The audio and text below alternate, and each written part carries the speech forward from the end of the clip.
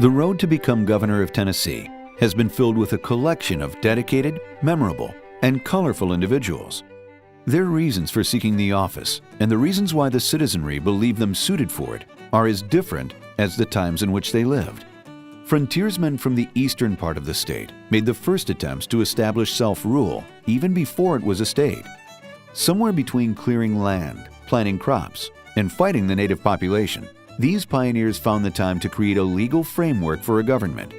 The Watauga Association and the short-lived state of Franklin stand as testament to their intentions and imaginations.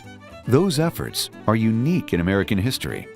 The state's first constitution was framed and written at the home of William Blount in Knoxville. Frontier legend and East Tennessean John Sevier became the first governor. In fact, the first 5 governors of the state were from East Tennessee. The first non-East Tennessean elected governor was noted for operating a store that sold nails.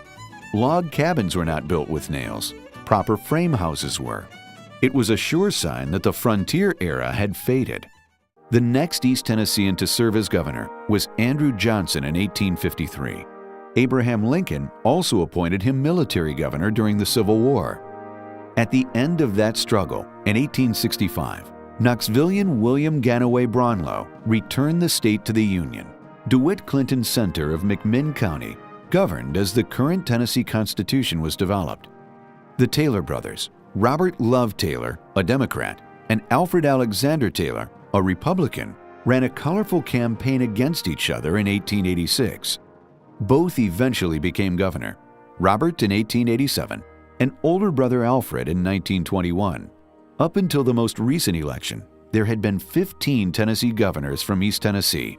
They include James Frazier of Bledsoe County, John Isaac Cox of Sullivan County, Ben Walter Hooper of Cocke County, and Lamar Alexander of Blount County, now a United States Senator. Tonight, we take a closer look at the most recent East Tennessean to become governor and the recipient of the inaugural East Tennessean of the Year recognition, Bill Haslam. Born in 1958, Bill Haslam was the 3rd child of Jim and Cynthia Haslam of Knoxville.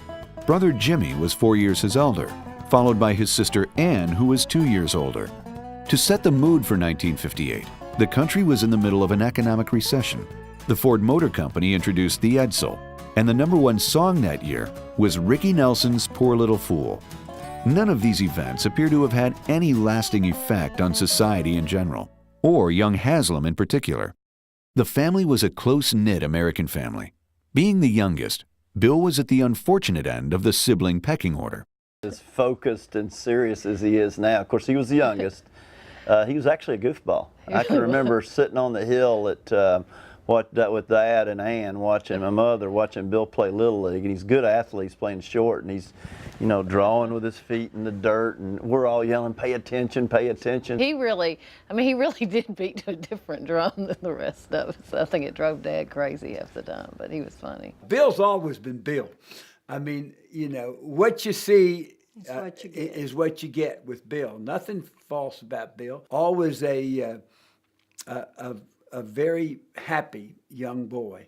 And Bill had a lot of friends, always had a lot of friends, and later on, a lot of girlfriends. Yeah. 1958 was the year his father, Jim, purchased a small service station in Gate City, Virginia. From that beginning, the company expanded rapidly. Within 30 years, it had grown into a combination fuel and convenience store business known as Pilot Corporation. Today, as Pilot Flying J, it is the largest seller of over-the-road diesel fuel in the country. A family-run business cannot help but influence family dynamics. A father who is also a focused CEO has certain expectations of his children. When Bill was in, I don't know, 8th or 9th grade, he came home with like 2 B's and 2 C's, and Dad was tough on us about school, and he said, what about the 2 C's? He goes, well, that's average, and Dad launched into what average gets you, and it was a profound speech. When Bill was 16 years old, the sudden and unexpected death of his mother, Cynthia, marked a turning point in his life. Bill was living at home, very profound impact on day-to-day life with him, and there was a guy we knew at Webb School who was 2 years older than me, so 4 years older than Bill, named David Bowen, great athlete, great guy. He had a huge impact on Bill, both in terms of character and Bill's spiritual life. And you were around home a I little went bit home more. and lived, so you know, I saw him more. But you know, I think it was very hard. And Bill grew up a ton, though. It made Bill grow. It made him grow as a Christian a lot. He was 16. He was the youngest of the 3 children. And they all missed their mother. We all missed Cynthia. But I think it probably had as big an effect on Bill as anybody. And I think it made him much more of a man. He entered Atlanta's Emory University in 1976 and majored in history. It was there he met his future wife, Crissy. When I met Bill, he wanted to be a teacher and a coach, which I thought was terrific, and perhaps then go on to seminary. Bill's Bill. Hadn't changed a lot. But we really thought he would go into teaching or go into ministry. His father successfully urged his youngest son to at least work for a couple of years at Pilot Corporation. Bill agreed. He and Crissy married in 1981 and moved to Knoxville. Bill traveled across the country, acquiring properties for new truck stops. A couple of years turned into 14. In 1995, he was elevated to president of the company. His brother Jimmy was CEO and his father chairman. 4 years later, he surprised everyone again and left the family business for Saks Fifth Avenue.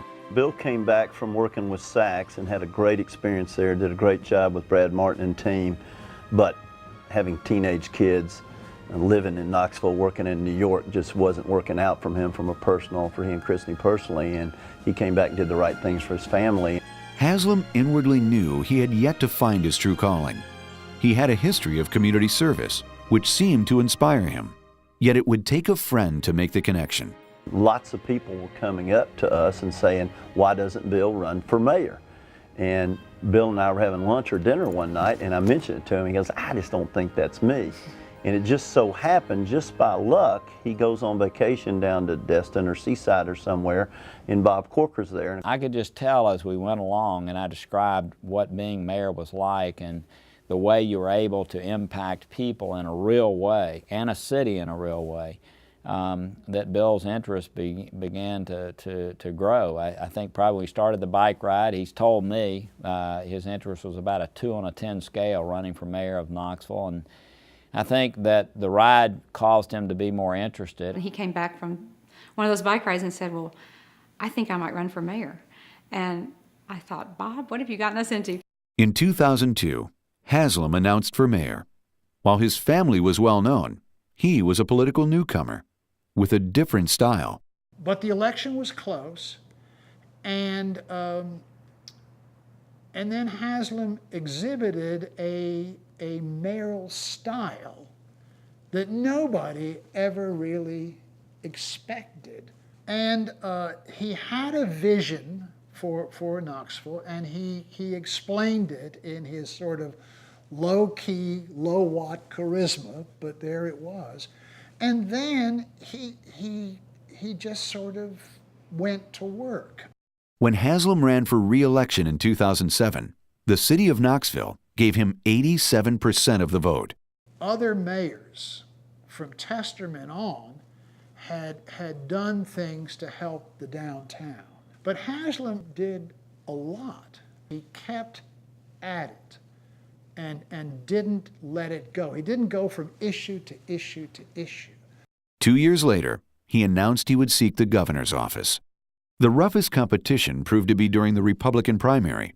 Attack ads targeted the success of the family business. We realized what Bill was doing. Bill's Bill, and he was running for all the right reasons. That's why he ran for mayor. That's why he ran for governor. And so we just kind of ignored it as best we could. Jim speaking for himself. Bill's greatest strength in politics, and I think that's why he was the right Haslam to run for office, is he's extremely even-keeled. And in that world, all of our lives, there's ups and downs every day. And in that world, you can be a hero one day and a goat the next. Probably neither of them are true. And I don't think you've ever seen Bill waver any on great days and terrible days. He's always the same. You know, he believes in what he's doing. His victory in the general election came with 65% of the vote. I guess I envisioned being a pastor's wife, maybe, but certainly not a politician's wife, although I can see how they're maybe kind of a little bit connected. As he approaches the end of his first year in office, he remains a somewhat unconventional political entity. At a time when the electorate seems more and more polarized, he excels at finding ways to bring people together. He's a consensus builder. He really works hard to try to get as many people on the same page as possible. I think number two, he wants to hear from all sides. He's not, here's my opinion and this is the way it's going to be. He wants to hear the opposing opinion. And sometimes in this world, that's not often the case. His personal style will never be characterized as flamboyant, yet he has an undeniable ability to motivate people toward a common goal. He is a far cry from the political firebrands of the past. His is consistently the calmest voice in the room. And when the calmest voice in the room silences a noisy crowd, something else is at work, and it bears watching in the years ahead. Why does Bill Haslam have the best qualities? Well, number one, he has Crissy. Number two, he's got his feet on the ground. Number three, he's got principles. And number four, he's got a vision. All of that put together is going to make him one of our state's most outstanding governors. Congratulations, Bill Haslam. The story of his term as governor remains to be written, but his character as a human being is clearly defined. His father states it often and simply. Bill's Bill.